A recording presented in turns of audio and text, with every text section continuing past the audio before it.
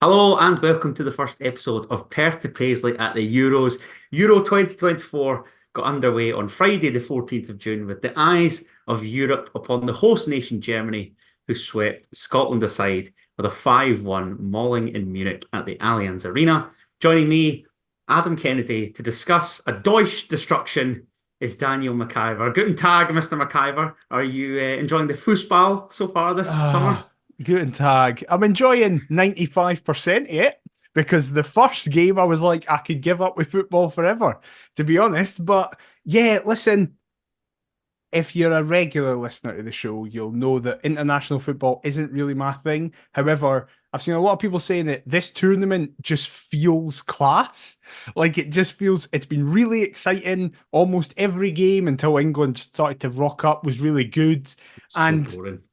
it just feels like a proper throwback tournament. You've got every team has a giant number nine and just are scoring Love rakers from that. everywhere. And it's been a lot of fun for everything that doesn't include Scotland.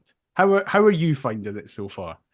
I was going to say for everything that doesn't involve the only two British nations that are there, Yeah, because so true, far, actually. Yeah. like the Scotland game was obviously horrible. The England game was one of the most tedious games of football I've ever watched. Yeah. Um, but I think I've kind of underestimated some countries within this. I mean, we're Yeah. recording this on the Monday evening between Romania battering Ukraine, Yep. which was a brilliant watch, and before France played during the Belgium game. See, they're obviously getting beat early doors.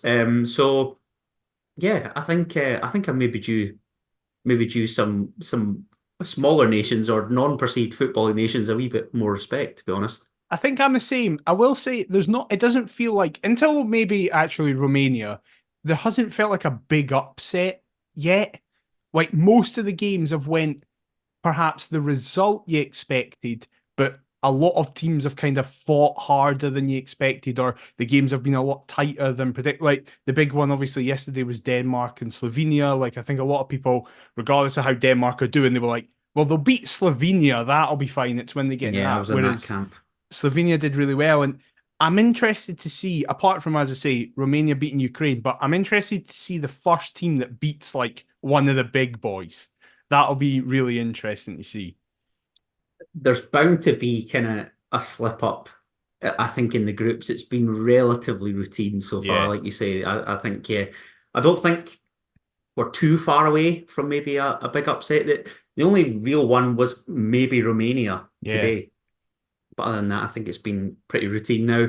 Pet Paisley is a podcast primarily dedicated to Heart Midlothian Football Club. So, Daniel McIver, we haven't had a chance to discuss the final 26-man squad, which was selected by Steve Clarke as Scotland headed for Germany. I could see you laughing there. I think you're going to be bemused by one department of the team in particular.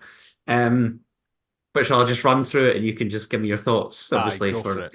those of you that are living under a rock and have no idea who's actually involved and who's not, the squad is as follows: three goalkeepers consisting of Norwich City's Angus Gunn, Liam Kelly of well, I was going to say Motherwell, but technically speaking, he's a free agent. Looks as though Yeah. he's on the verge of joining Rangers, and Heart Midlothian's Xander Clark.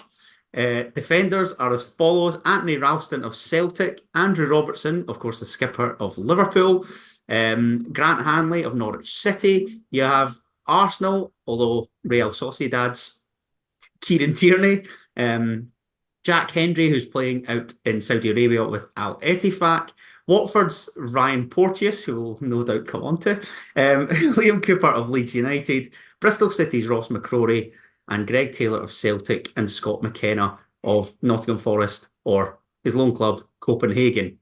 In midfield, primarily Premier League based. Scott McTominay, of course, of Manchester United, Aston Villa's John McGinn, Callum McGregor of Celtic, Bournemouth's Ryan Christie. You have Brighton and Hove Albion's Billy Gilmore, Stuart Armstrong of Southampton, although he's another that I think has just become a free agent or he's on the verge of joining. Is it Fiorentina? I see I still think he's so, been linked to. yeah. Rangers, Ryan Jack, again, another who's just left the Gers, and Kenny McLean of Norwich City. And then the forward options are Heart and Midlothian's Lawrence Shankland, Southampton's Che Adams, Lewis Morgan of the New York Red Bulls, Bristol City's Tommy Conway, and Celtic stalwart James Forrest.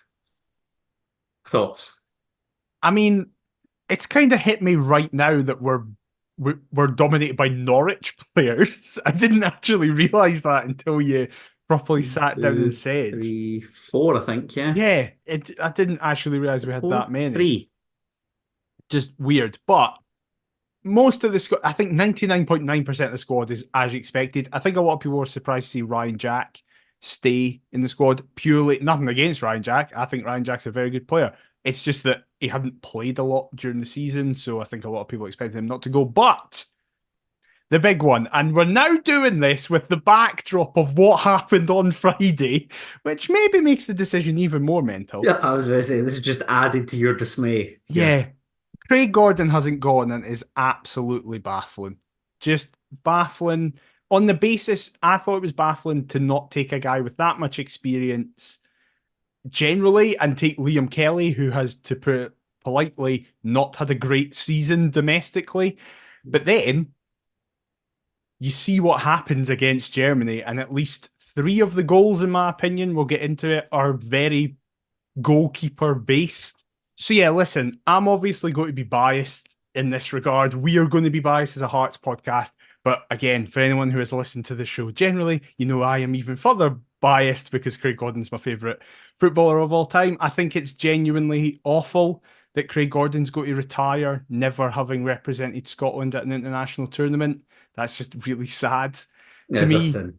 But even so, I think I don't really understand why you wouldn't just take him. And I think Gordon's comments on social media were quite telling. I think a lot of people maybe expected him to go, oh, listen, yep, I know that we're kind of gone now and with my age, I'm probably not at the level. Whereas his comments were more like, I think I'm pretty gutted I'm not going. I think I should be going. The Finland game didn't do him any favors No, a of bit course. when Absolutely coming, not. and that's actually what I was going to get into. I mean, that as a send off for his Scotland career. I mean, 75 caps. It's If you mad. could actually consider how long Craig Gordon went without even playing football, Yeah, to still reach 75 caps is unbelievable going. Um, I just think we're trying to think longer term, in that maybe. Liam Kelly and Xander Clark were hoping to get back to another major tournament. Granted, given the Germany display, that might not be for a while, but I think we're looking to kind of go a bigger picture here, and just have them involved now. Neither are going to play. I don't think. I think Angus Gunn will remain between the sticks, even despite his howlers on Friday night.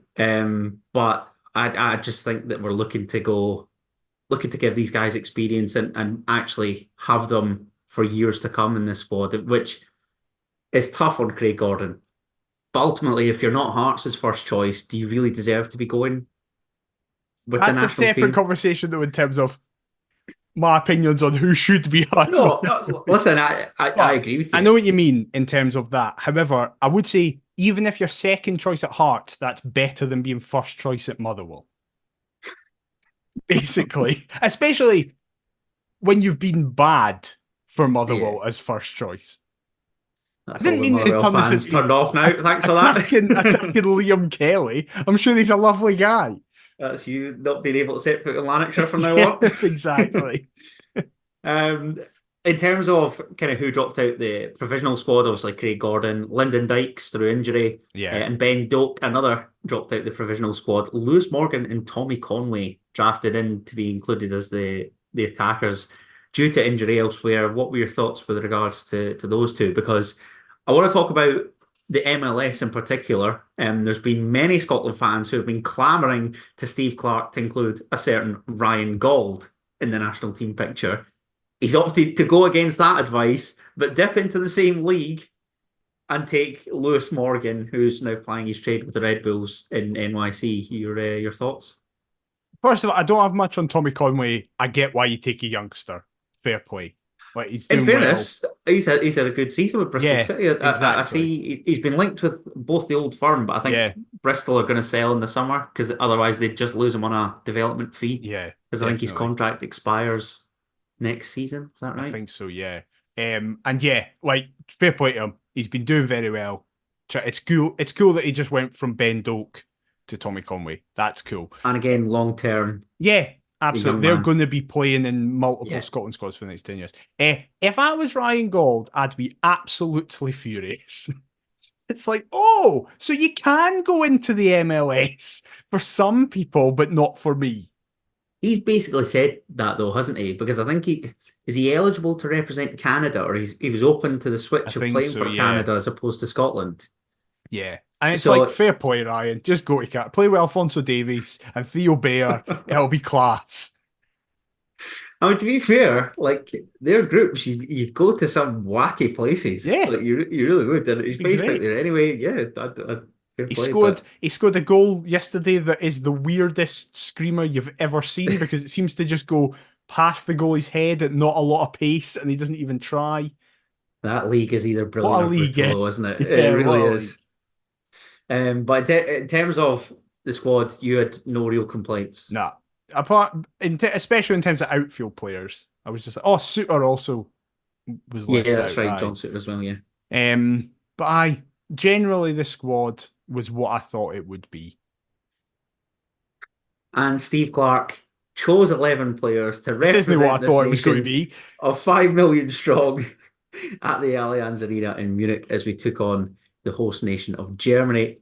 Germany's starting 11, if I just touch on that first and foremost, because I don't care if the Germans are in transition or they're not seen as being as strong as teams previously. This is still a bloody good team. Bayern Munich's Manuel Neuer in goal, possibly the greatest goalkeeper of all time. Yep. Joshua Kimmich at right back, Antonio Rudiger and Jonathan Tah as the centre halves, and Stuttgart's Maximilian Mittelstadt at left back. You had Robert Andrich and Tony Kroos in front of that back four.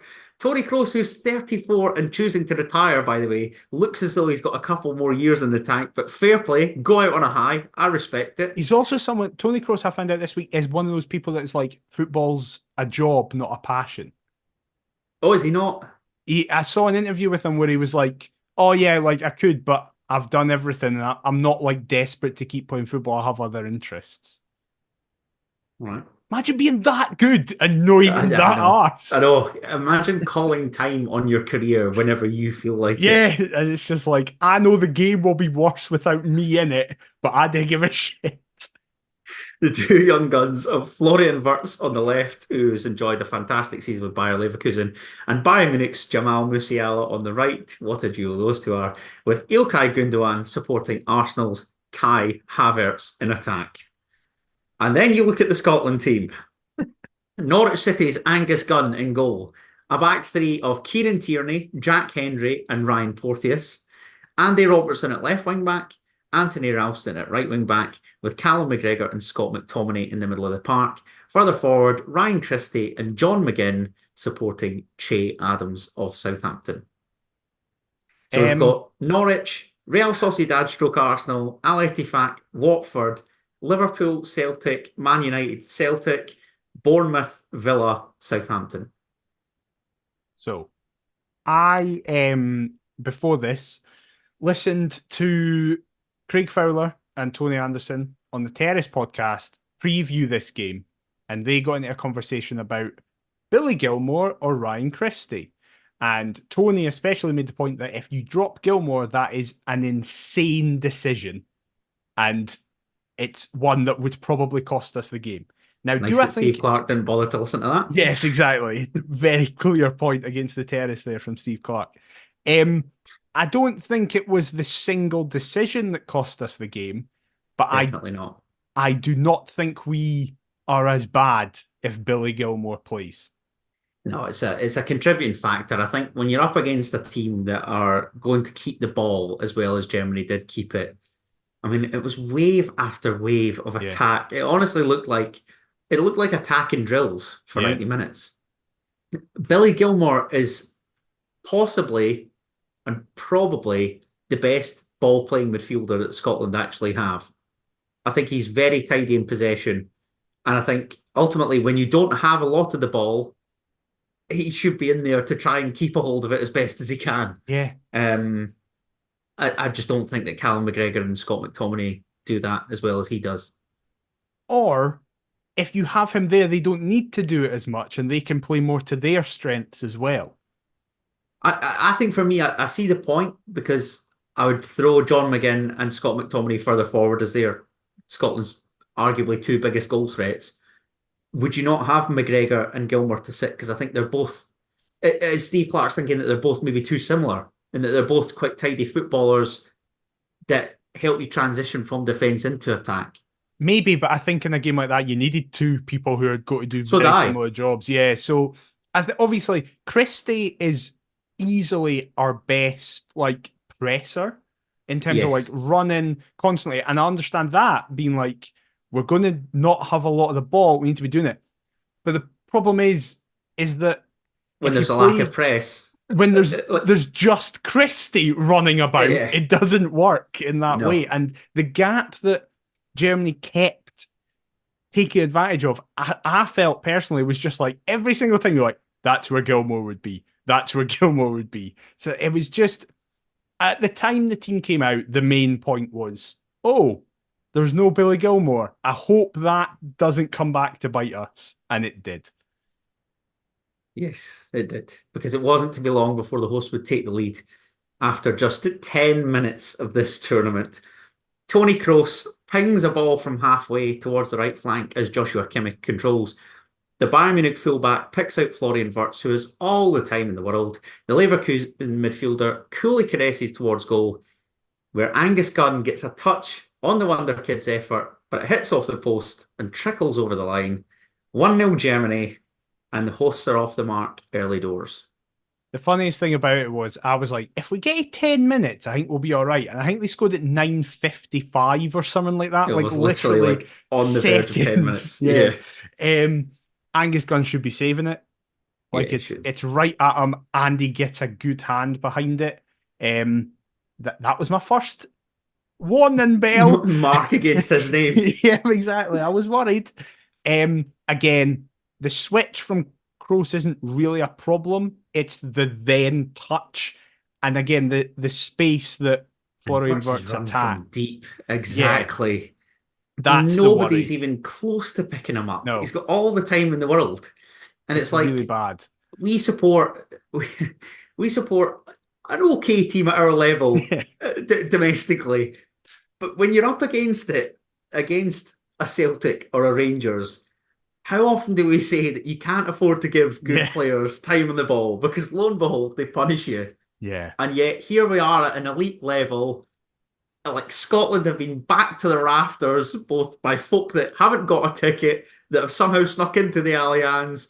Like the support was phenomenal. And they're silenced after 10 minutes because we've given one of the hottest young players in Europe time on the ball, and he's done what he does best. Yeah, it's just ironically, the first goal was kind of a perfect summary of our night, where it's just we're not at it, the shape's wrong, the press isn't working, and individual players aren't playing to their best. Yeah. That was after 10 minutes. And after 20 minutes, the shortly to retire Tony Kroos was absolutely running the show. 34, like, I'm sorry. Why could he not do another job? Look, for somebody. Us, Cummy Hearts, him and Benny. Imagine he just decides to choose a random club like that. Just ends up. Imagine Tony Kroos like spraying balls up in Dingwall. That would be the best thing ever. That's the only player I'll allow to remove Cammy Devlin for our starting lineup. If Tony Kroos comes, I'm like, right, Cammy, sit down. Sorry, mate. But Cammy's at least featuring on an international level for Australia, but it's not quite to the same barometer here. Kroos begins another German move on the halfway line. A lovely turn from Ilkay Gundogan. Sees the Barcelona midfielder evade Callum McGregor with such ease in the centre circle. He slips Kai Havertz through. The Arsenal forward decides it's too tight an angle, so cuts inside, sets it back for Jamal Musiala, and the Bayern Munich playmaker, who was raised in England, slams home against Scotland to double the Germans' advantage. 20 minutes in, and this looked as though it could be anything that the Germans wanted to make it. Yeah, it was not good. I will say, I just think this is quite a good goal. Like, I think they could do this against most teams. Hopefully they do, so it's less embarrassing for us. Just everything from the initial pass to Havertz is ridiculous. It's Oh, so good. because Then, you think he's overcooked it, and then it's yeah, only then you see Havertz latch onto it. You're like, oh, right, okay. yeah. It's just that we're absolutely miles off it. Havertz having the calmness to cut it back. Musiala having the calmness to take a touch and then just absolutely rocket it. Angus Gunn can't do anything about that one. Angus Just Gunn and Craig Gordon couldn't save that one. no, we could have both of them in goals and Yeah, a day that's what I saving mean. it. Just a really good goal, but at that point you're thinking, right, that's it. The game's done. Switzerland next, but oh god, this could get really bad, which it did. It did, and I would love to say that there was a response from Scotland, but considering that they didn't have a shot until the 73rd minute, that Yeah. would be just the biggest lie ever told. Um, However, on the stroke of half time, it was to go from bad to worse for Scotland. Who could have predicted it? Again, the ball is worked out to the right flank, and Joshua Kimmich, Ilkay Gundogan heads towards goal from Kimmich's cross, saved by Angus Gunn. Kai Havertz looks to kind of stab home from close range before Gundogan appears favourite to latch onto the loose ball and the rebound. However, a reckless challenge from Ryan Porteous is initially waved away as Tony Kroos's effort deflects out for a corner. Eventually, the officials see sense, courtesy of VAR. I know you're a big advocate for VAR, and sends the Watford defender off. Straight red card, simultaneously awards a Germany penalty. Kai Havertz steps up, sends Angus Gunn the wrong way. 3-0 Germany. Heading into the interval, it is as good night Scotland. I'm really glad you mentioned that, by the way. I think VR has been used excellently at this tournament. And it's been like, look, it can be great. That's what I was going to say. It's mental that the Premier League would consider scrapping VAR off the back of this very tournament. Yeah. It's like, look at like, what you could have had kind of thing. Yeah. Like the decision was made prior, but you know what I mean? It's like, yeah, ultimately, this is it used to the absolute best of its ability. And do you know what else I love? Is when the decision comes up on the screen and it's got the kind of little blurb to tell you why the officials have made the decision that they've made. Just something like that, even for games in Britain, would just be so much easier to actually decide, right, okay, I can see why he's given what he's given or what have you. It's been great. But sadly, what wasn't great. Yeah, exactly. Sadly, it was used to perfection. I explained this in a talk that we're about to have, but I will say, I will give Porteous 10% of credit that he's kind of put in a really bad position by Angus Gunn not catching that ball. Like anyone interesting. In his position, is this the third goal that you meant? Yeah. I can see what you mean in terms of the first and last. The last one, and this is the one where I'm like, if you just catch that ball, this doesn't happen. And I don't think it's a particularly driven header that you'd, or if you are going to punch it, don't just push it directly back into danger. Like push it to the side or something like that. For a corner or for a fullback to hook away or something. Exactly. So it means that whoever is where Porteous is has to do something rash. However, they do not need to do what Ryan Porteous does, which is one of the worst challenges you'll see, because it's not just the left studs into Gundogan's ankle. It's also the right boot wrapping round the ankle, basically keeping it in place. Yeah, it is a two-footer. It keeps Gundogan's ankle in place as his boot hits him. So it's unbelievable. He was fine and could just get up and continue playing on. I knew he'd done something bad, Porteous. I mean, you say that. He was down for a wee bit, but in terms of like, I was like, that's a broken ankle. Oh, it was an absolute shocker. I knew something had happened live. When that actually happened, I went, I think that's a really bad challenge, because I think Porteous does that thing where he goes, shit, I've really hurt somebody. So I'm just going to say I also got hurt as well. Yeah, I saw him fall to the deck and get on like he was injured. I'm like, what are you doing? No, just listen, just a guy who everyone who has watched them in Scotland domestically, knows he's got that as a potential outcome. This was the thing for me, because I thought that this move to England would cut out all of that. And Watford fans love him. Like Well, I saw Watford fans have been I, quite mixed on him. particularly, I was going to say at the start, they Yeah, the really kicked latter on, half of this and season then has, yeah, yeah. as time's gone on, maybe this kind of red hot nonsense streak has crept back into Ryan Porteous' game because I do think he's decent, but at times like this, he's such a liability. Yeah, I saw him a couple hours before we started recording. He has been given an additional game ban as Yeah, well. two games, so Yeah, I mean that's essentially his tournament over. yeah. Unless Scotland can get a result against either Switzerland or And Hungary, as we'll then come on do you to, go, we're bring through him to the back in. group and Yeah. you now get rewarded to come back in? Like, that's it. He's not going to play again for this.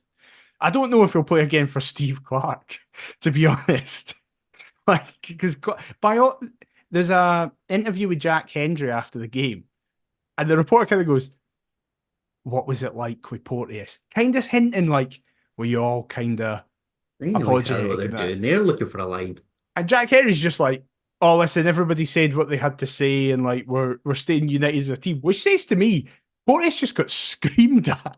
Like, that's what that Yeah, says. I'd be intrigued to know what went on. Um, I was quite surprised that he started with Tierney, Hendry, and Porteous to begin with because he does quite like Grant Hanley. I Obviously, we thought he was saw going to start him Hanley. introduced for Che Adams in this game, which to me, I mean, if you're settling for a 3-0 defeat, what is the point, really? I can understand it though in terms of it. Look, I think every Scotland fan was saying when that happened, it was like, "Oh, Damage this is going to be limitation. 10. Yeah, this is just sitting now. Do not let But it get much I mean, worse." but then what? You're just waiting on John McGinn and his massive backside to do something I don't up the even know if park. it's waiting to do something. I think it's we're not winning this game. Do not concede more than 6, 7, 8 kind of thing, which I don't know if is the right thing to do or not, because obviously we then go and concede another couple. But it was just very uninspiring to be like, oh, that's the big change at halftime, is it? Grant Hanley. Well, I was going to say in the German dugout, you had Pascal Gross, Billy Gilmore's club teammate, coming on for Robert Andrich, Yeah. which, like, this is the thing as well. I know that Scotland have been battered, destroyed, humiliated, embarrassed, whichever words that you want to use. But we're up against a bloody good team. Like Germany Yeah. are the third favourites with the bookies for a reason. They're not Yeah. daft. Exactly. They could very easily go on and win this tournament, albeit we're just not at that level. Like the recent form heading into this tournament for me was a concern. I want to get behind the national team as much as I can. I want to believe that we're going through. I want to believe that there's a good squad, that we've got a chance to finally make it out of a group stage.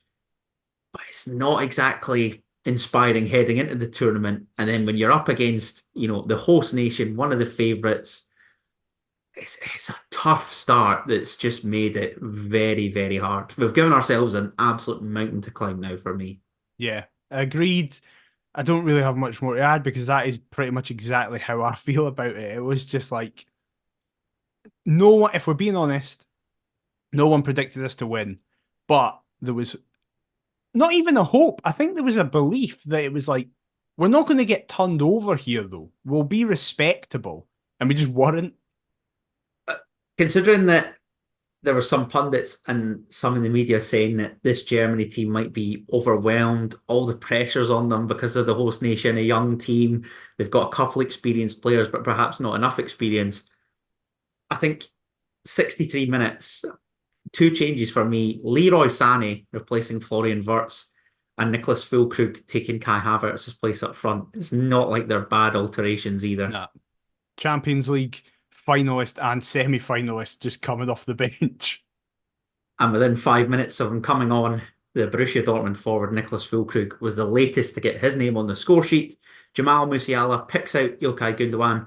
Grant Hanley appears to intercept. It's a bit lucky in that it drops the Dortmund star striker, but there is absolutely nothing lucky about the finish. He hammers home to make it 4-zip right into the top banjo. And Angus Gunn, Craig Gordon, Liam Kelly, and Xander Clark would all fail to get anywhere near that effort from Dortmund's main man. 110 kilometers an hour it travelled at. Um, just an unreal finish. I'll be honest, right? I love Füllkrug. So there was a part of me that was like, we're getting beat anyway. At least he's got a goal. I'm chuffed for him because it's just such a funny story how like he was just nothing for so long of his career. Then the last Rags to riches international type. tournament, he had a class tournament, got a move to Dortmund, playing the Champions League final, and now he's coming on playing in his home country for his country. I love him. He's just a big unit. It's fun. What is happening with Hanley? Why is Kenny McLean the covering defender? Like, with all the air quotes you can have. Just a perfect summary of what a shambles we were at that point. But yeah, with the actual finish itself, there's nothing you can defend against there. And it could have got even uglier. Füllkrug would have the ball in the net again, but thankfully he was correctly adjudged to be offside. It spares Scotland's blushes with what would have been the most embarrassing goal to concede, Angus given Gunn the just messy like nature of it. pushes it up. Exactly. Like honking. Could you say, by the way, scouring the winner and Golden Boot double, Germany and Nicholas Füllkrug was 100-1 at the start of this tournament. Really? Yeah, I thought that was big, considering he's likely. I mean, gonna obviously, say. I see that he's been dropped for the first game and Havertz has come in, but now with a goal, would he take that place and maybe push Havertz back? Or I Yeah, don't know. like that's Nagelsmann's got some options. even like 50-1, I think, would be a better long shot, Yeah, considering he's a forward who has played in the Champions League and stuff like that. But 100-1 is mad. it just depends on them. I mean, they will go through as group winners, we would both assume. Yeah, So they'd be on the harder side of the draw, so to speak. If they get to the final, then they've got as good a chance as any, and he yeah, would probably be a large part of that. definitely. But thankfully, we're here to talk about Scotland. We're not here to talk about Germany, albeit besides this game. And on 87 minutes, there We was have a to speak moment. about Germany here because we didn't do anything. Yeah, there was a moment for the Tartan Army to cheer, courtesy of Germany defender Antonio Rudiger. Andy Robertson's free kick causes chaos. Your mate Nicholas Füllkrug deflects it towards the back post, where substitute Scott McKenna looks to head towards goal, and Real Madrid's Antonio Rudiger gets his head onto McKenna's header, diverts it past Manuel Neuer, 4-1. Few minutes to spare, but nice to see the Tartan Army going ballistic. And then the chance of, can you hear the Germans sing? I can't hear a thing. That was great. That was great. It looks deliberate. It looks like Rudiger's been bored for 85 minutes and was like, I want to be involved. Fuck it. I don't even care. Try and give Neuer something to do. Yeah, Neuer. There Warm is up his literally hands. no point in Neuer being in that No. game, right? I don't even. Of course, that's how we score. That is the most Scottish goal possible. We don't score it. We score a goal with 0.00 xg. Like, mad. Can I just say, obviously, we were at the last Euros and that was great, but that was during COVID. So the fans, it was only like half capacities. Yeah. We've waited pretty much a lifetime to be at a major tournament with fans, and that is the goal that we decide to score to announce our return on the global stage, As I while say, simultaneously getting battered 4-0. it's so us. It is no other country scores a goal like that in those circumstances. No, definitely not. Absolutely brilliant. As were the chants, as were the Tartan Army's behaviour, and as were the boost to the German beer economy and all sorts that's going on. But sadly, for the countless fans, Couldn't he even let us have this? yeah, for the countless fans that made the trip over to Munich, to elsewhere in Germany, to the Allianz Arena, it appears that all Scotland did by scoring was make the hosts more angry. Germany come forward in added time. 3 substitutes all combining. Leroy Sané searches out his club teammate Thomas Müller, and the Bayern Munich stalwart lays it back for Emre Can, who curls towards goal from the edge of the Scotland area. Despite Angus Gunn's best efforts, he caps off a routine opening evening for Germany. It's the Germans' biggest ever Euros victory. It's Scotland's heaviest ever Euros defeat, and it's a night to forget for all concerned. Emre Can, he joined the squad like an hour before or something. Like, mad. Again, Angus Gunn should be saving that.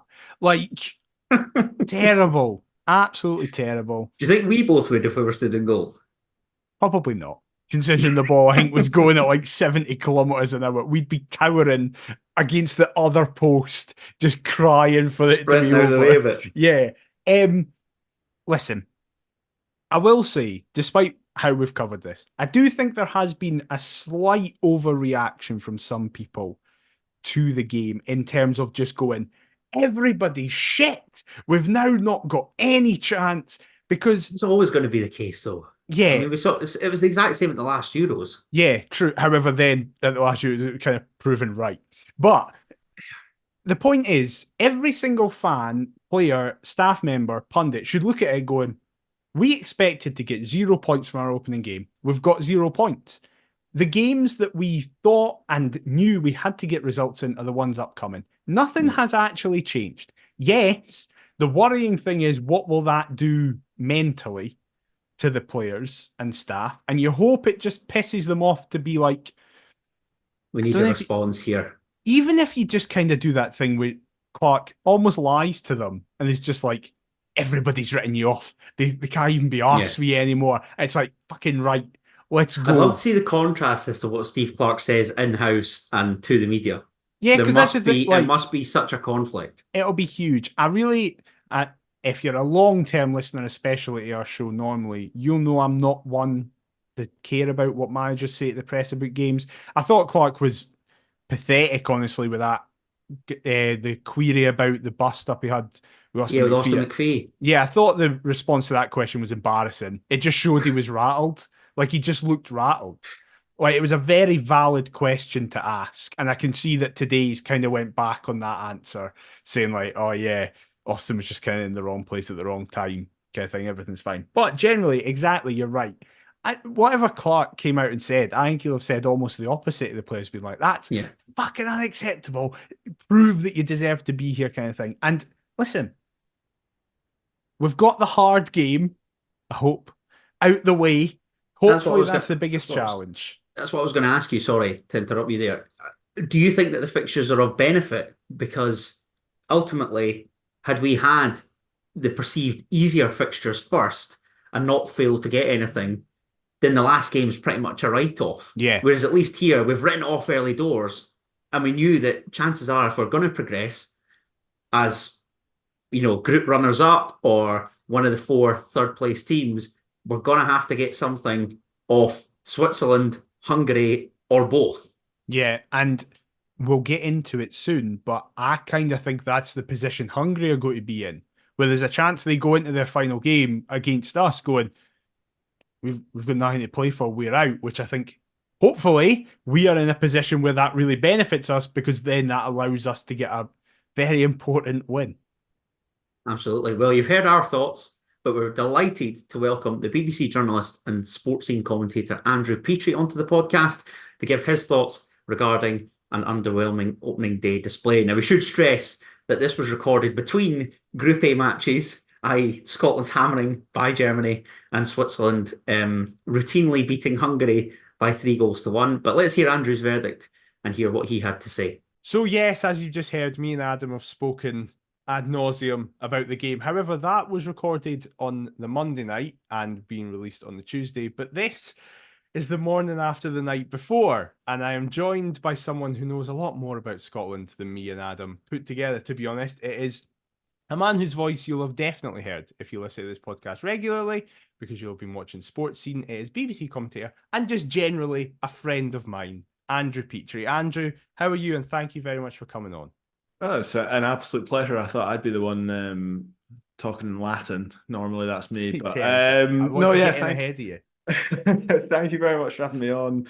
I wish it was in much better circumstances. We'll get into the game if we must, but thank you very much for having me on. It's an absolute pleasure. More than welcome. So yes, this is going to be a lot rawer probably than what me and Adam have just spoken about, because literally 12 hours ago the game finished, and probably the worst case scenario in every aspect was Scotland's opening game against Germany. But just before we get into that, let's try and focus on some positives.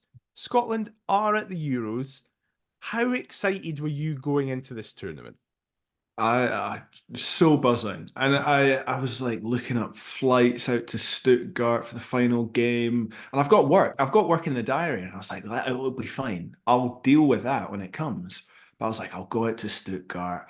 I'll go for like 2 nights. I might even just go for one, just to get the price down. I don't have a ticket, but I was like, I'll just be there. I'll be in the stadium. Thank God that I was able to kind of talk some sense into myself, because I think there'll be folk thinking, "Oh, I'm here for 2 weeks now. Oh yeah, You no. know, this is a long time. I've spent a lot of money to get here. I've taken a lot of time off work. You know, they've really got some making up to do." But no, before the game, I was really buzzing. I was fully on board the hype train. You know, I was listening to Flower Scotland. I was listening to No Scotland No Party on the way over. I was getting emotional, Daniel. I was properly thinking, you know, we might not win the tournament. We could go to the semis. Exactly. You know, we genuinely, we've got a good squad. We just need a bit of luck. And yeah, that all came crashing down around my ears last night. But no, I think despite kind of the poor run of form that Scotland had been on, that qualifying campaign had so many inspiring moments that even though it was, you know, it felt like over a year ago now, Yeah. like the game against Spain and the result against Norway, we had these moments to really cling on to and go, you know what, we can turn up and we can really do a number on some of the big boys here, and you know, go as far as we can.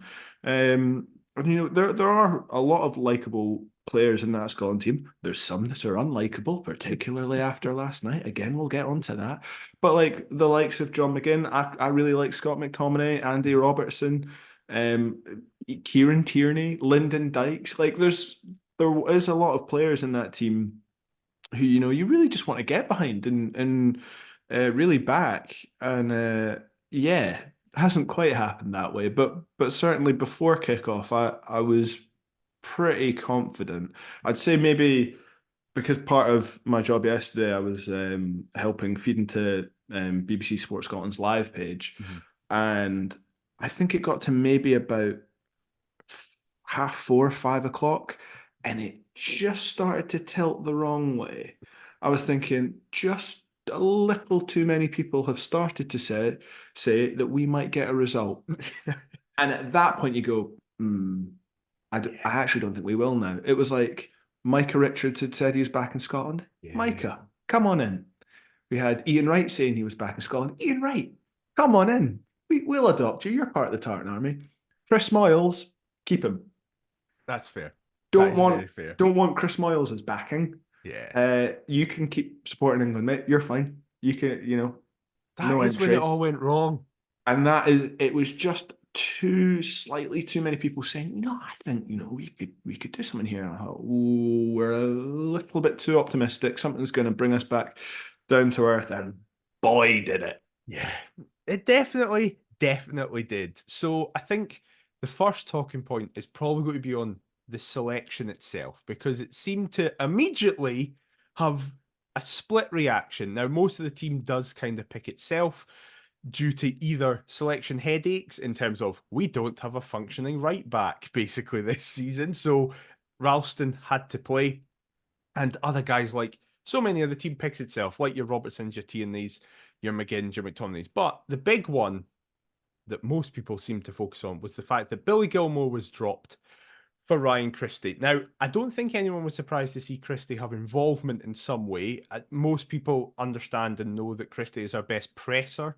And when you're playing against a team like Germany, you're going to need somebody to press. But I think a lot of people expected him to maybe come off the bench, perhaps. Obviously, McTominay's fitness has been a talking point at club level. So maybe 65 minutes, McTominay comes off, Christie comes on, and we're doing a bunch of pressing. But no, Billy Gilmore just doesn't start. When you saw the team, were you like that? Were you going, oh God, this is a mistake? Or were you thinking, it's fine, we've got a game plan? I think benefit of hindsight, but yeah, pretty much immediately I was like, Billy Gilmore was the big omission.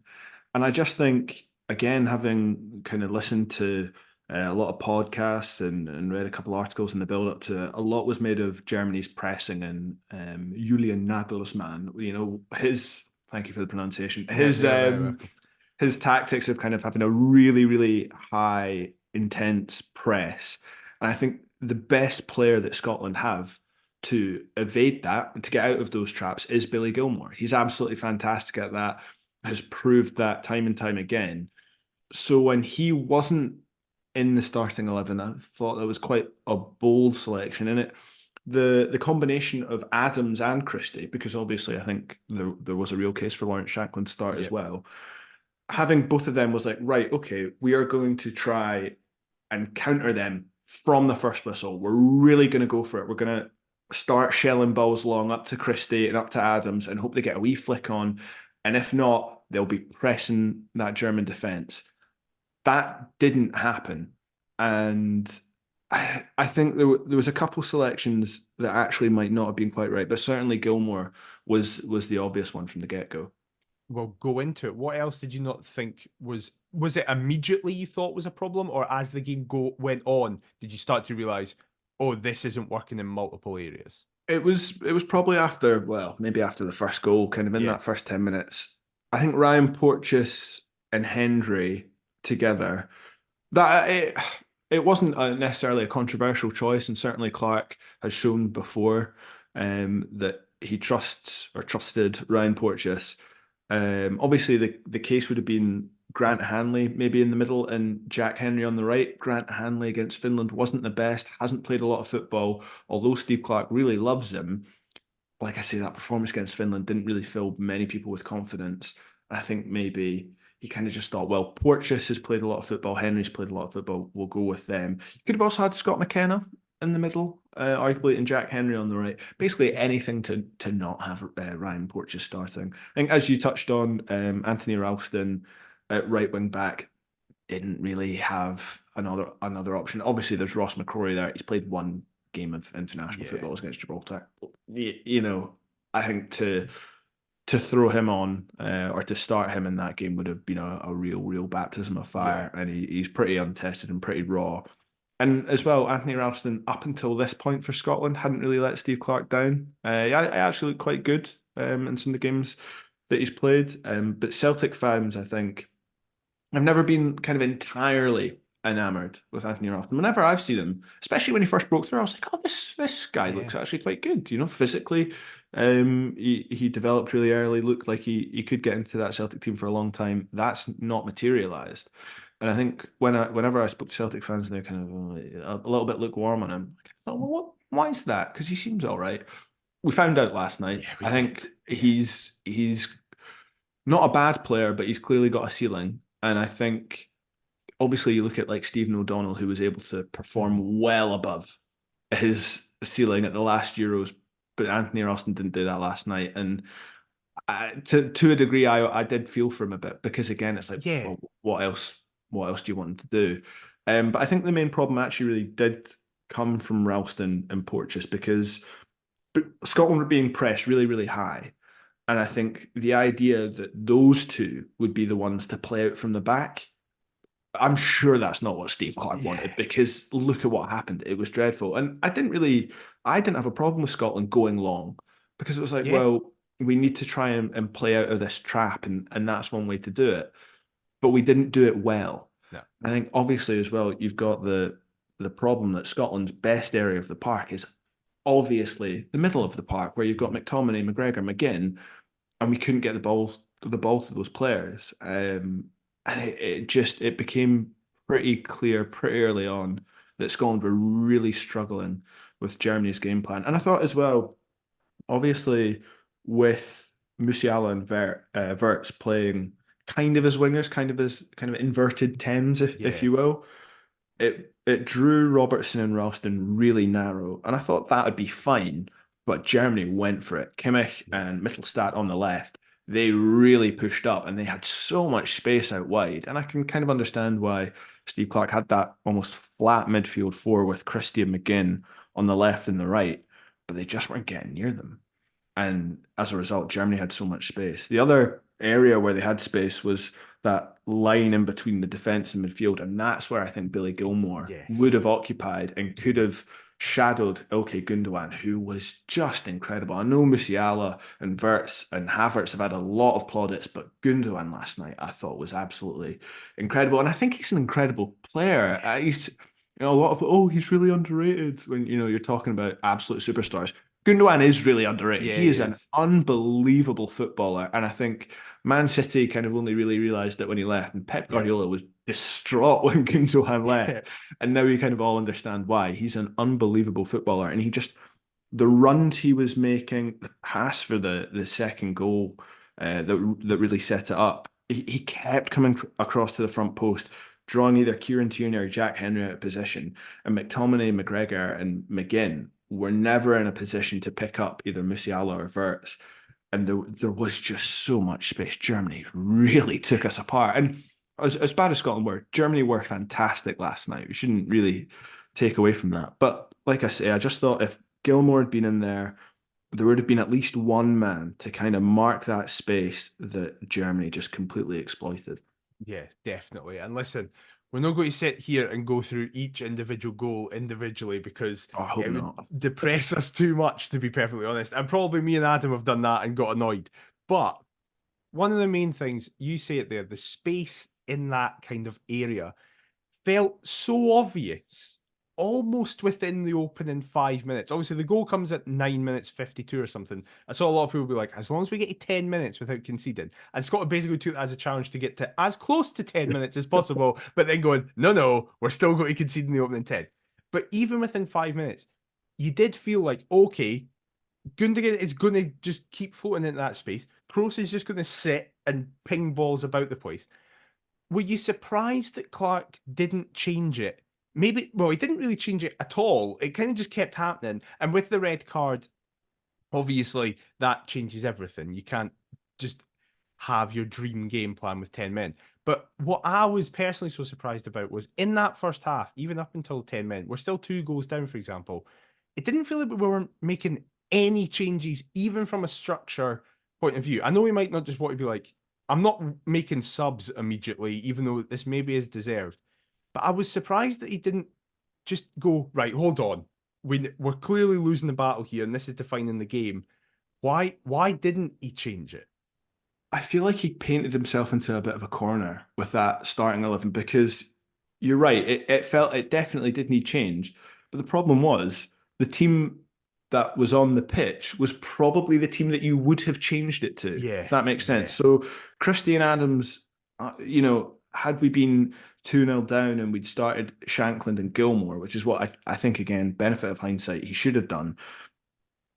But they were already on the pitch. So it was like, well, we kind of have the answer, and the answer is still not working. Yeah. So, because if we then brought Gilmore and Shankland on, we still would have sat in and have tried to absorb a lot of pressure. And by that point, the confidence in the defence had absolutely gone. Because I think the tactic really was, right, sit in and frustrate Germany. Because Germany, traditionally, before this game, had really struggled to break down a low block. And I think that's fine. Parking the bus is a tactic that's been known for ages, and it can work. Mourinho's into Milan, Yeah. If it's done well, it's great. But you need a hell of a lot of confidence to think, I'm just going to sit back and absorb this pressure for, 45 minutes, and I know I'm not going to concede. I think Clark's team, maybe a year ago, would have had that confidence because we went on this run where we had an unbelievable kind of defensive record. That has completely evaporated in the last couple of months.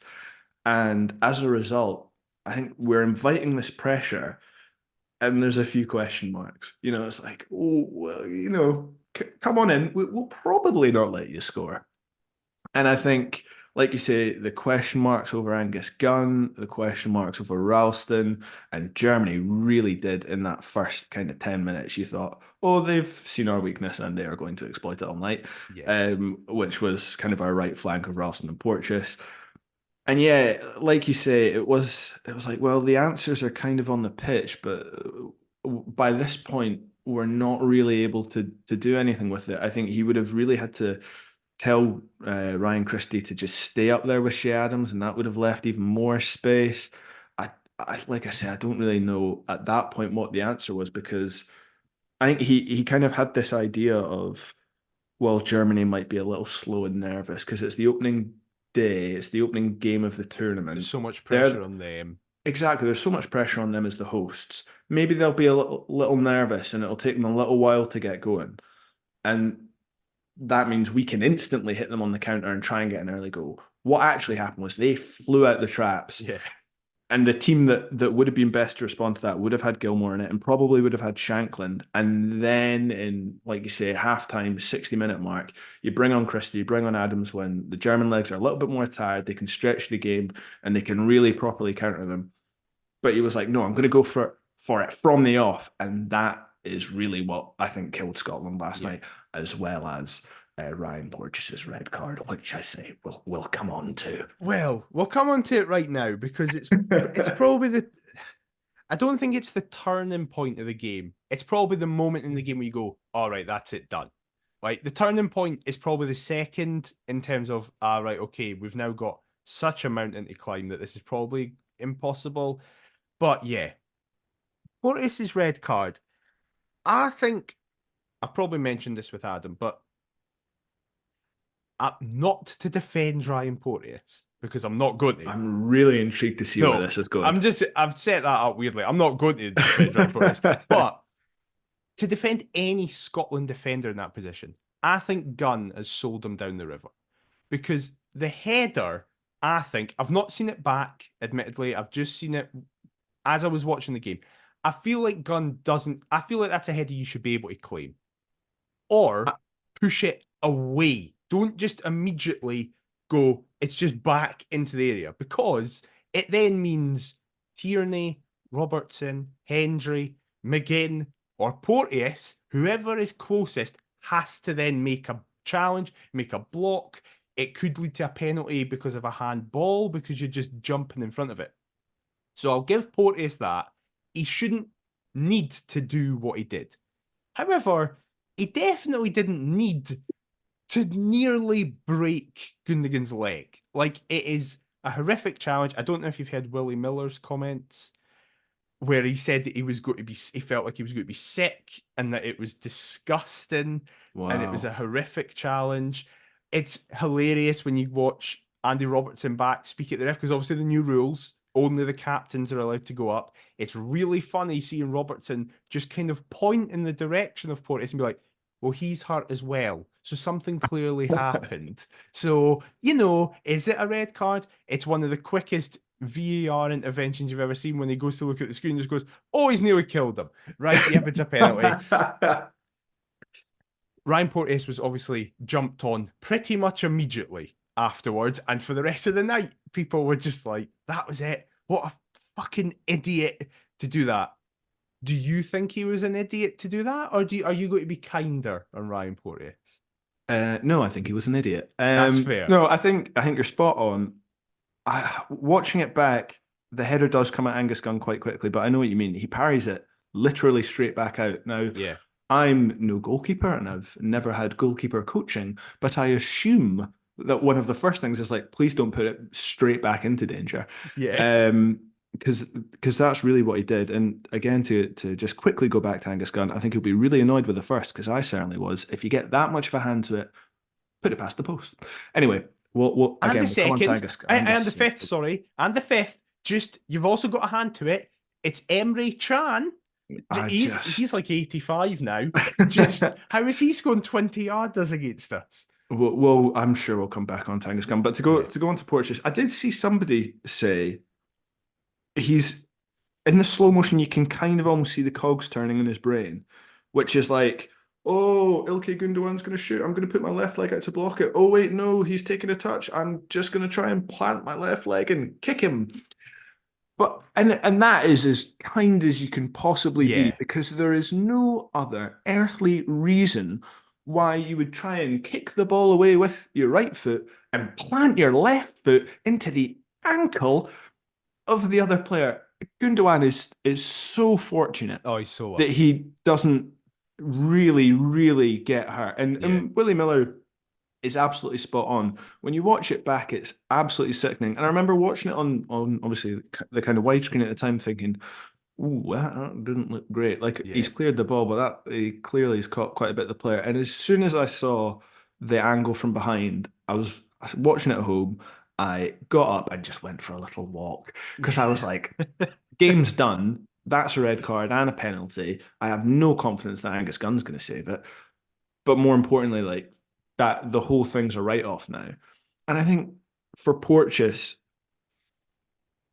he's a player who Steve Clark put a lot of trust in to even call him up in the first place. I remember when he was called up thinking he has the really, really raw ingredients of potentially being a good centre back, but he's not mature enough.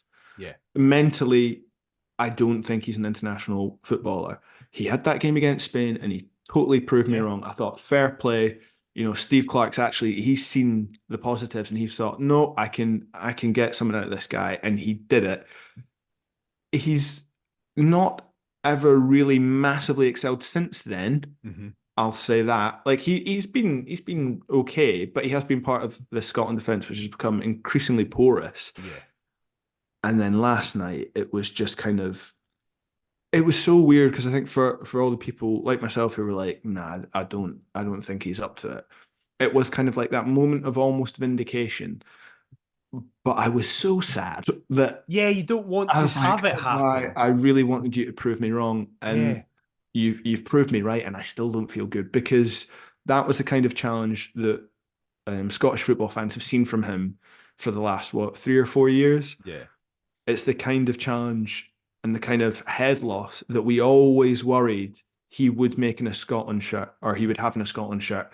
And he has done it at quite literally the worst possible. Yeah. Okay, maybe in the first 10 minutes, but But quite still, literally the biggest game of his yeah. night. In part, he's only human. Part of me feels sorry for him because I'm Yeah, sure he totally. knows. And if Steve Clark, he obviously won't play in the next game. I don't know if he'll be banned Oh for the yeah, one that's a after good that as point, actually. I well. didn't even think of that. That could be his involvement in a major tournament ever completely gone. And to know that you've thrown that away in a less than a second, Yeah. because ultimately he's a defender. He's trying to clear the ball. I'm sure that's what he's not. He's probably not trying to Yeah. break Ilkay Gundogan's leg. But that challenge it is sickening. It's Yeah. really horrible to watch back. And like you say, at that moment, it was all gone. I was Yeah. thinking, well, if we get out of this 3-0, we've done pretty well. If we get out 4-0, it's not bad. Second half to kind of only lose the second half 2-1 with 10 men, probably actually done not too bad because they brought Leroy Sané on, who clearly Yeah. was giving it a good go.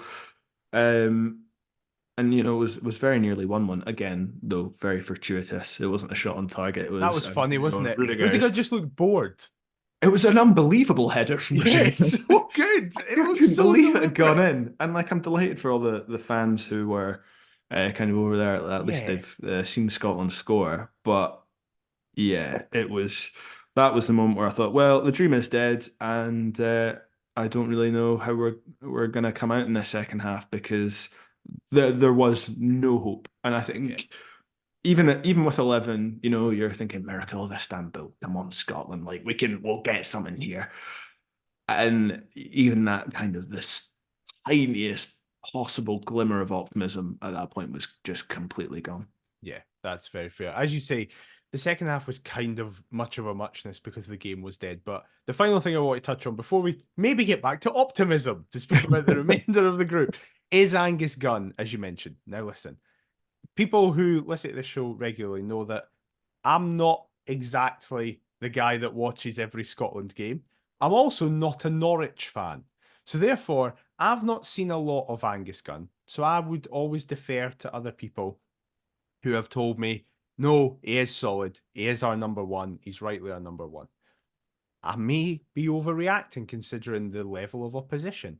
But I couldn't believe how bad Angus Gunn was last night. And I think at least two of the goals are, I think, almost, maybe not Liam Kelly, but everybody else who was either in the squad or potentially left out of the squad saves the first goal, saves the fifth goal. I think reacts better for the third that leads to the penalty. We all kind of are ignoring the fact that Fulkrug actually scored another one that was disallowed, where Gunn doesn't do particularly well either. What were you confident in Angus Gunn going into it? And has that confidence been shaken? Okay, never mind. For those of you who are just listening, he's shaking his head. Yeah. So, was that then compounded and proven correct, your lack of confidence, by that performance? Yeah. Look, Angus Gunn did really well in his first couple of caps for Scotland, albeit at that point, like I say, the defence was really good and he didn't actually have that much to do. I think watching him, I've got a friend who's a Leeds United fan, Right. and Angus Gunn threw in, I think it was 4 goals against Leeds United just a couple of weeks ago in that kind of promotion charge Yeah. that Leeds had and ultimately failed with. But I remember like watching those goals and being like, wow, that is our number one. And obviously for Hearts fans, I think Craig Gordon, I think it would be fair to say, hasn't reached the heights since his injury, which, by the way, would have been an incredible achievement had he done that. Let's remember, because we're talking about sickening challenges. I was covering that Hearts Dundee United game at Tannadice when Craig Gordon broke his leg. Talk about sickening challenges. That was horrendous. So to be walking again after that, he's done incredibly well. Like I say, he hasn't been able to force Xander Clark out of the Hearts team. And he has been given the chance in the cups and once or twice in the league. I think Xander Clark right now is playing at the absolute top of his game. Yeah. Perhaps he's been spurred on by the fact that he knows, well, unless I am at the top of my game, Craig Gordon's coming straight back in. So when Gordon was left out, I was still absolutely perplexed by it because, as a Scotland fan, I would take Craig Gordon with his hands tied behind his back over Liam Kelly. But Liam Kelly's very good for the group and he must be good at the poker nights and all that kind of stuff. So I was going to say I can understand it. I can't, because if you're in a scenario last night where Angus Gunn got hurt and then Xander Clark went on, he got hurt, would I want Liam Kelly to come on? Absolutely not. Would I want Craig Gordon to then come on in that kind of clutch moment? Of course I would. And I think, again, just looking at it last night, although Craig Gordon's not been as good, and we saw in the Finland game, obviously he made the mistake for the penalty, but I felt like he had enough credit in the bank, certainly to go. And obviously, without being kind of privy to what's been going on in training, I'm assuming he's still got it to some degree. And what he has, Liam Kelly could only dream of having. So, yeah, I think I was never really filled with confidence with Angus Gunn in the sticks, certainly not behind that defence either. And I think as a result, it was just whenever kind of Germany looked like they were going to have a shot, I was thinking, this could go in, and that happened on 5 occasions. Yes, numerous 6 times. technically. So I think Clark is kind of, again, he's given Angus Gunn the number 1 shirt, which should give him a lot of confidence. I think Xander Clark has probably got a right to be annoyed. Again, he's not really let Scotland down. He's been, really good for Hearts this season. Far better, dare I say, than I think a lot of Hearts fans thought he would be as well. He's kind of really stepped up. So, look, we'll see who the goalkeeper is in the next couple of games. It would be a huge call for Steve Clark to put his namesake Xander in there, but I can see it happening. Obviously, there's going to have to be a change with Ryan Porteous being suspended anyway. So I don't think it'll be quite wholesale changes after the game on Wednesday night. But look, you never know. Would I be more confident with Xander Clark in goals right now than Angus Gunn? Absolutely. Perfect segue, because yes, we'll finish up on some optimism because it isn't done. Whilst, if we're being practical and honest with ourselves, everybody expected us to get beat last night. So the target, as Clark said afterwards, remains the same. 4 points. And we were always going to get those 4 points in these next 2 games. So we absolutely can do it. Obviously, we're recording this Saturday morning. We don't know yet the result in the rest of the group between Hungary and Switzerland. So it could have been 5-0 Switzerland and we're going, oh my God, we're absolutely knackered. But we don't know. For the next 2 games, you mentioned there, the big call will be, who does he replace with Porteous? Who does he stick or twist with Angus Gunn? And probably the other one is, does Lawrence Shankland start? Because I think the Billy Gilmore thing, I think everyone's just now expecting him to come in. I think everyone's like, right, that didn't work. Play him. How do you feel the next 2 games are going to go? Do you think that was just a blip? Even if we play the same similar team, we'll still get results? Or do you feel it needs to be not wholesale change, as you say, but just be a bit smarter and less naive, maybe? Yeah, I think naivety certainly came into it last night. I honestly don't know, because the manner of defeat, whilst people expected us to lose, I don't think they expected us to lose like that. Certainly, I thought it was going to be typical Scotland, maybe a narrow 1-0 or an unlucky 2-0, where, we're right on the cusp of equalising and then they score, a penalty that's never a penalty, something like that. For us to be so roundly humiliated, Clark has a huge job on his hands to pick those players back up. And I think that really does make those games against Hungary and Switzerland a hell of a lot more difficult. Hungary, I expect to actually be quite a good side. They've got kind of a couple of players who, Dominic's, I think it's Sosbolai. I think I'm saying that. I always say it wrong, and I always say Sabolazai, which is wrong. But I think, I think yours is closer to the boy who plays for Liverpool. Yes, Dominic. Dominic. He is clearly a fantastic player who, really hit the ground running. At the start of the season with Liverpool, maybe his form tailed off a little bit, but I expect Hungary to give us a good game. I've gone through that Switzerland squad, and I think they are probably the most beatable team in the pool. Again, we've not seen them play yet, and certainly Scotland have a mountain to climb it in terms of confidence. But you're right. I think 4 points, 3 points might be enough to get us through, but 4 points certainly should be. And that is the target, like Steve Clark said. So, we do still have a chance in these games. It's just, it really is about whether he can pick them up. And, that really is the massive unknown. In terms of the team and the tactics, I don't think he'll sit in as much. I think, he's forced really now to be a lot more attacking. It will be interesting to see if Shankland plays. I thought Shankland did as well as he could have done when he came on.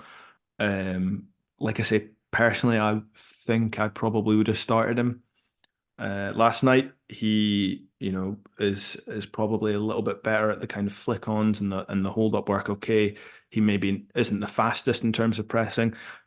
I hate this thing that kind of non-Hearts fans or kind of non-journalists think that he's a lazy player. I don't know where that's come from, if it's just because he's clearly carrying maybe a wee bit too much timber, but that's fine. He does a power of running every game for Hearts, and I think, if we want to press a team high up, he can do that.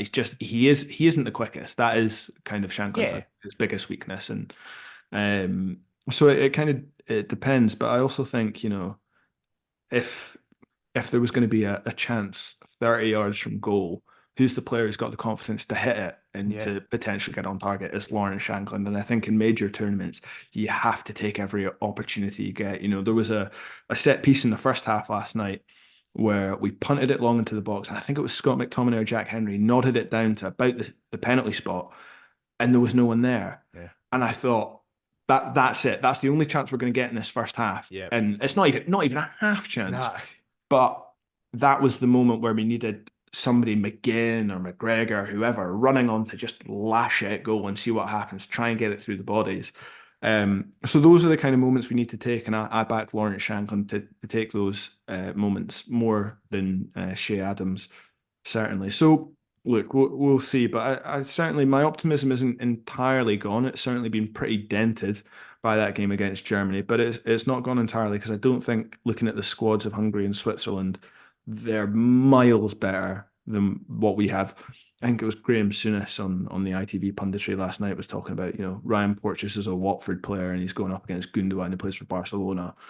I understand that level of kind of realism to a degree. I think you can get players to play out their skins. Look at Wales' run in the Euros 8 years ago. Like, it is possible to get the likes of Stephen O'Donnell to have a great game against Jack Grealish. It can happen. But yeah, last night, I think you said it at the top of the show, pretty much worst case scenario. And that was exactly what I think people hadn't even let themselves fear. It was just there in the background. What if we really make a rip-roaring arse of it? And we did that. So I guess the optimism, it probably can't get any worse, touch wood. Surely. God, I hope not. If we get pummeled 3-0 off Hungary or Switzerland, I think, yeah, that maybe is worst case scenario. And at that point, I think Steve Clarke's job really would be heavily questioned. But no, I don't think those things will happen. I think we'll get a draw somewhere. It's whether we can get another draw or a win. I think that'll kind of be the difference. Well, final question, and I'm going to put you on the spot. Will Scotland get out the groups? That's really tough. I think, look, put it this way. Before the game, I figured out that I have a week off, and that week is the round of 16. And I was thinking, I'm going. I'm getting on a plane. I'm getting in a train. I'm getting a taxi to Germany. And at halftime, I was laughing with my girlfriend about it, thinking, well, I've saved some money there because that's not happening. I think we'll do really, really well to get out of the groups, but I'll be optimistic. I'll say we'll get a draw and the luckiest of wins. I'll take it. I'll absolutely take it. Andrew, massive thank you for coming on. And hopefully the next time we speak, we're laughing about mind when we got battered and then we ended up pumping Switzerland and Hungary and it was all fine. Absolutely. Thank you very much for having me on. It's been an absolute pleasure. Next up, for the Tartan Army, we take on Switzerland in Cologne. The Swiss, of course, sweeping past Hungary in a comfortable 3-1 victory on Saturday. And then on Sunday in Stuttgart, Scotland will play Hungary in what could possibly and probably will be their final match of the tournament. What are you expecting from this duo of matches, Mr. McIver? Belief, first of all. Optimism. Nice. Come on, we've got this. It's going to be great. You've been watching too many Iron Brew adverts. I fucking hate the adverts with all my heart. I hate them. They're shite. I don't mind the... Paddy Powers have been good. They've been fine. They're at least a bit more like well written. Good, just fine. Yeah, they've just been fine. Any nice ads that you've seen? No, I hate all it. I hate all that patter. I hate that like shortbread tin, Ockeye the new Scottishisms. I hate it. Lemmy spoke about it actually. I saw Lemmy speak about it where he was like, when I hear it, I want Scotland to lose in whatever situation they're in because it doesn't feel genuine. Lemmy went like a 12-minute rant about it. It was really funny. But anyway, touched a nerve there. I do apologise. Yeah, exactly. That's actually what I'm more annoyed about than the result. It's because of that fucking man shaft advert. That's what knackered us. But anyway, Switzerland, as you'll have just heard, Andrew was a bit. Maybe he didn't give Switzerland the credit that they deserve, and I think maybe a lot of people didn't. Because going into this tournament, a lot of people saw the kind of disarray the Swiss team were in coming into it.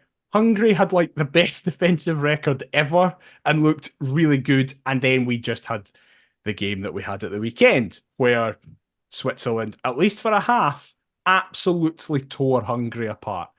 Now, I looked at that game going, shit, Switzerland look a lot better than I thought they were. The positives were Hungary look a lot worse than I thought they were going to be like.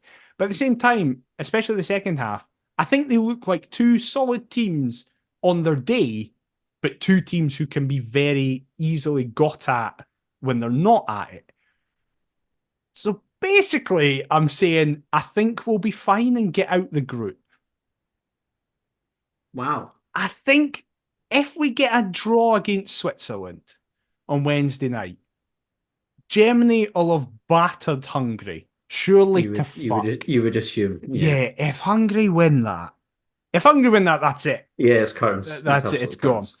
Unless we somehow then beat Switzerland and beat Hungary, which would be hilarious. Do you think Switzerland beating Hungary is to our benefit as opposed to if it had ended a draw?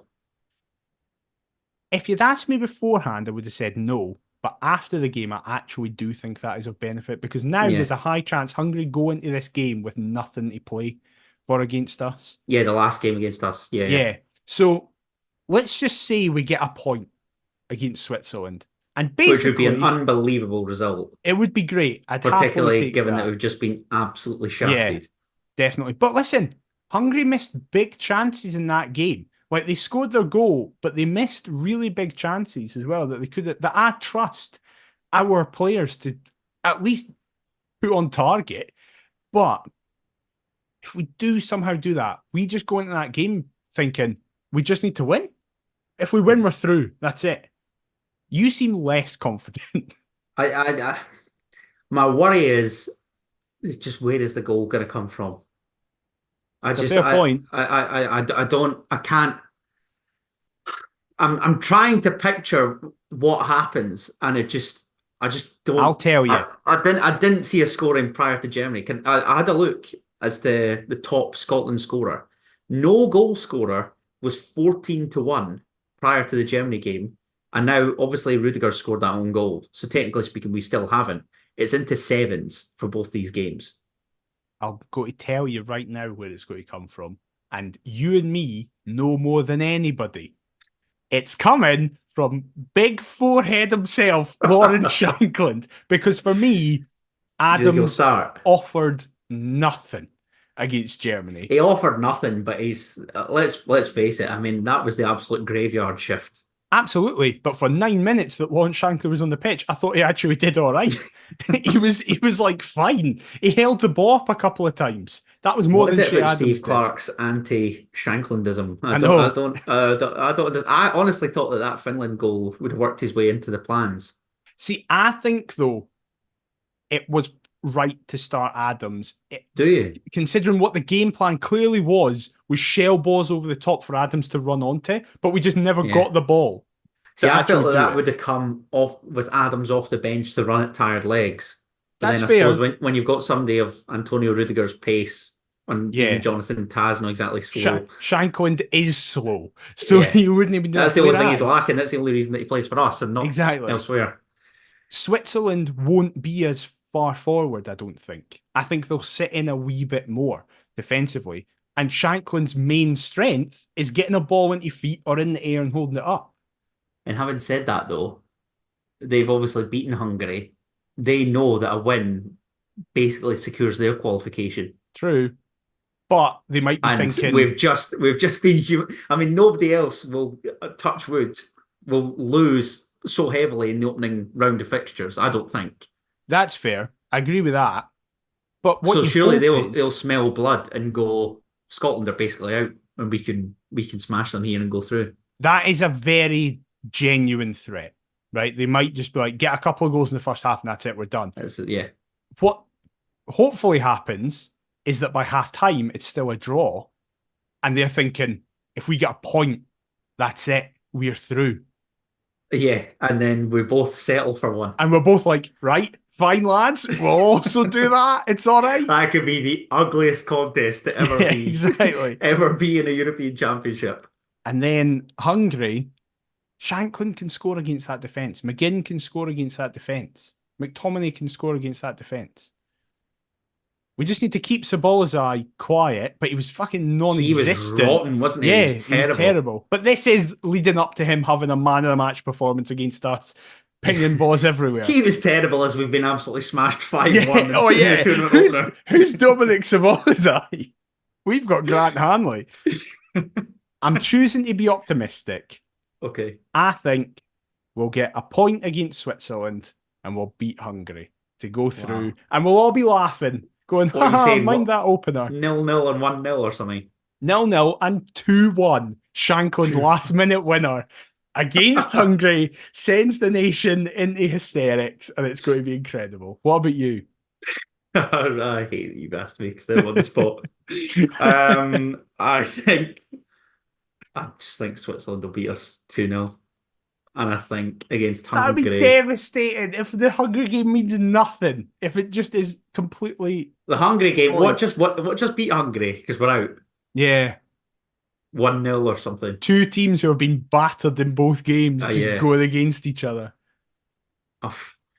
1-0, or I'll back you on the 2-1 and the Shanklin last minute winner. Why not? Just for the patter. Only Hearts fans going mad, being like, it's added an extra 3 million. Yes. The rest of the country like, this is an embarrassment. Can't believe we're crashing out in the groups. This is meant to be our chance. But no. Sorry, lads. Well, and it's on that optimistic note we'll leave you. So we hope you have enjoyed. Hopefully, next week isn't our last episode. Yeah, exactly. Hopefully, we're coming back. We're bouncing back into the recording, and it's the greatest day in Scottish international history. If we get to 3 episodes, that would be wonderful. It would be unbelievable. We got 3 episodes last time, but that's because we played game by game. Yeah, exactly. It was a technicality. But we hope you have enjoyed this. Let us know your thoughts on the opening game against Germany and your predictions ahead of the final 2 games. If you have enjoyed it, please leave us a review on your podcast platform of choice. It massively helps us out. If you've been watching us on YouTube, leave a like, comment, and subscribe. At Perth to Paisley on all the socials. perthtopaisley@gmail.com if you want to fire us over an email. Adam, where can they get you on all the socials? You can find me watching compilation of Ryan Porteous's best bits throughout the 23-24 season for Watford at Adam T. Kendall. What about yourself, mate? I am at DMcIver22. Next week, we will be back, hopefully, with Scotland making history and getting out the groups. Will that happen? Probably not. But until then, we'll see you next time. Bye-bye. Come on, Scotland!